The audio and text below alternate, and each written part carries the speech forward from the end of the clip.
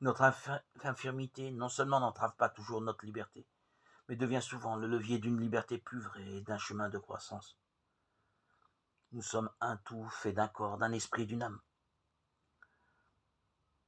Et en nos cœurs, il y a cette fine pointe qui est l'essentiel de notre liberté et qui peut demeurer bien orientée au sein des épreuves et des passions qui semblent s'imposer à nous.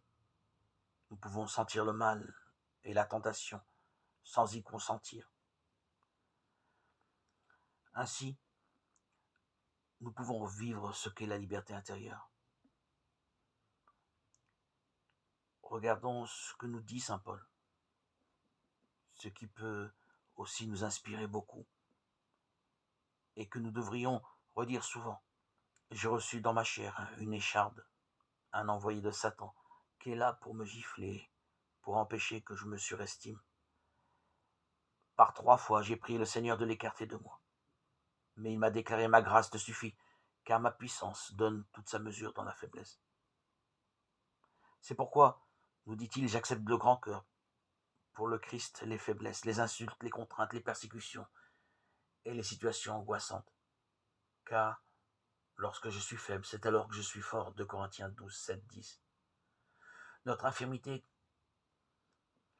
non seulement n'entrave pas toujours notre liberté, mais devient souvent le levier d'une liberté plus vraie, d'un chemin de croissance.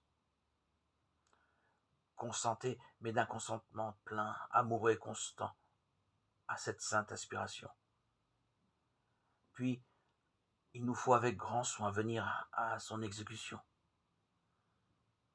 Nous pouvons rencontrer des gens qui manquent de santé ou de force physique. Parfois même la force de caractère ou la stabilité d'humeur. Et qui pourtant font des grands pas dans la sainteté parce qu'ils ont de plus en plus le grand désir de tout donner à Dieu, de tout traverser avec le Christ en lui faisant confiance.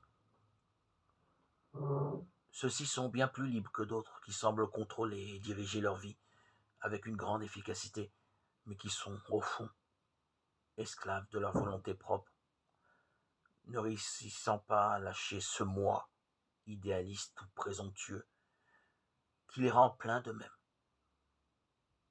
C'est une ascèse bien plus grande d'immoler sa préférence par l'obéissance, par l'humilité et la douceur, que d'accomplir de grandes pénitences ou des œuvres épuisantes.